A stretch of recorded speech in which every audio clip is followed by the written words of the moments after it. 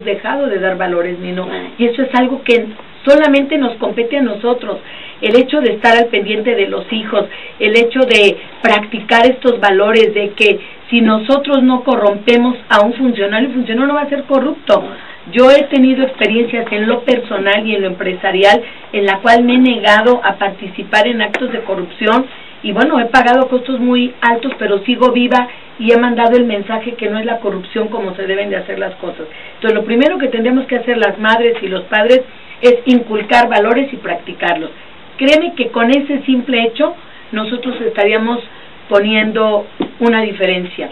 Dos, también tendríamos que aprender a ser más solidarios para ayudar a otras gentes que también lo necesitan, y los mexicanos nos hemos hecho egoístas. Solamente en momentos de desgracia, Nino, queremos ayudar a la gente, y no, el problema es que esta desgracia se ha ido haciendo peor, porque el hecho de que la gente no pueda transitar libremente por las calles, hay algo que nos están robando, Nino, que muy poco se habla. Nos han robado la confianza en nosotros mismos. Ha habido mucha gente desplazada y esto genera rompimiento en las familias, distanciamiento en las familias.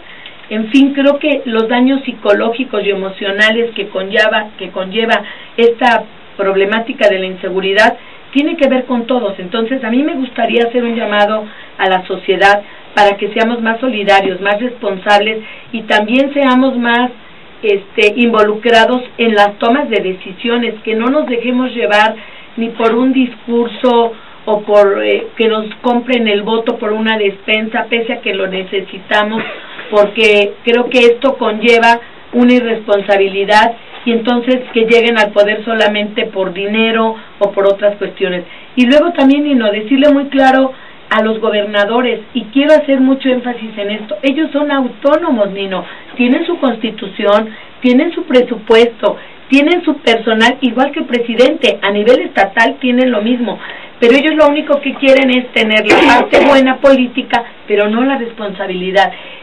Prueba de que esto es tan importante es que tenemos estados que se está viendo que cuando hacen su trabajo pueden cambiar. Ahí tenemos a Yucatán, a Campeche, el propio Puebla, ahora que ha entrado Valle, creo que está teniendo una mejoría. El grave problema de México es que hemos tenido alternancia, pero no transición. Es cierto. Y la transición, ¿qué implica, Nino? La transición implica reglas claras, reglas muy claras de cómo se elige a la autoridad. Reglas muy claras de cómo no se financian ilegalmente los partidos, cuáles son los límites de los financiamientos de los partidos, cómo se eligen a las autoridades y que todo el mundo tenga capacidad de participar políticamente. El grave problema que vemos en nuestro país, lo hemos estado subrayando, es que estamos jugando a la política casino. ¿Por qué? Porque todo está en la mesa de apuestas, y cuando todo está en la mesa de apuestas, las apuestas tienden a subir y a subir y a subir. No está en juego en las próximas elecciones, Nino, quién va a gobernar el país solamente.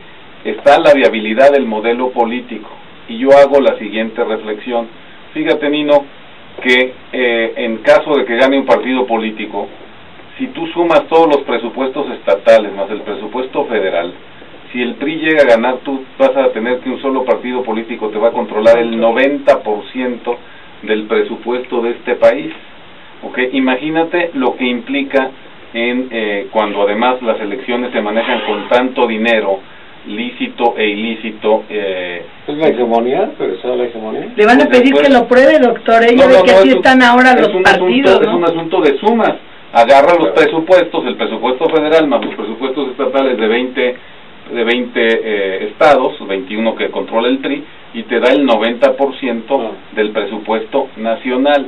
Entonces, el grave problema es que si en Colombia se requiere $5 millones para ser presidente, según el ex embajador Luis Camilo Osorio, aquí en México necesita cientos de millones de dólares.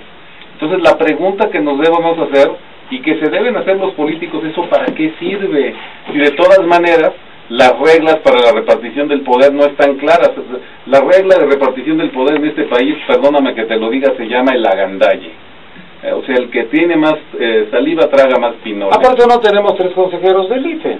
Ahí está. Está el Agandaya, es el ejemplo clásico. Es el ejemplo de lo que tenemos 15 meses con sí. un IFE mocho que nos cobra 16,000 millones de pesos para el próximo año. Así es. Esa es una prueba de que la transición política en México no se hizo. Ahora, hay otros elementos de la transición que se requiere realizar. Otro elemento es cómo financiamos el Estado. Porque todo lo que se refirió doña Isabel, de cambio, de aumento de salario de los policías, de la necesidad de transformar a nuestros jóvenes, tiene costos. Y como país recaudamos el 9.5% del Producto Interno Bruto. Solo Haití recauda menos que nosotros. Entonces, tampoco hay una regla de cómo voy a cooperar con mi país. Y yo entiendo, algunos empresarios dicen, ¿yo por qué voy a pagar si se lo roban? Pues entonces hay que convocar a una persona, que llegue una persona que diga, ¿saben qué? Todos vamos a pagar y vamos a hacer el pago sujeto a ¿qué? Al aumento de la calidad de los servicios públicos. Entonces, si tú pones todo eso en un elemento de un círculo virtuoso y vas sumando los elementos, y la gente entiende que no podemos seguir por el camino que vamos, eso que tú estás diciendo y a lo que se referían los compañeros, doña Isabel, en esta mesa, va a poderse dar. Nada, junto con otras 10 personas, y después nos vamos a votar. Porque es el estilo, y es la forma, y es el manejo de los partidos. Pero es mucho más.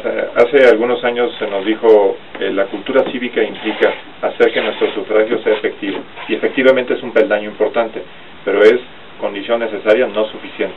Hay muchas otras cosas. No, pero tú tuviste clases de civismo, tus hijos no. No, mis hijos ya no lo recibieron. Pues entonces... Esa es una de las cuestiones. Por ejemplo, nosotros hemos pugnado ya por varios años para que la asignatura sea obligatoria. Hoy por hoy hemos logrado que en 16 estados sea optativa, no es obligatoria. Entonces, en este nuevo tema de que los gobernadores efectivamente son autónomos, resulta que la Secretaría no puede imponer que esta cátedra sea obligatoria, cuando es a todas luces necesarísimo que los jóvenes de este país crezcan con una cultura en donde sepan que van a estar mucho mejor dentro de la ley que fuera de la ley. Si tenemos ya hoy por hoy una economía informal que está creciendo a un ritmo insospechable, claro, totalmente fuera de control, lo que le estamos apostando es que justamente va a generar una sociedad que esté acostumbrada a vivir fuera de la ley, no dentro de la ley. La impunidad nos está acabando, es el cáncer que está corroyendo este cuerpo que conocemos como México.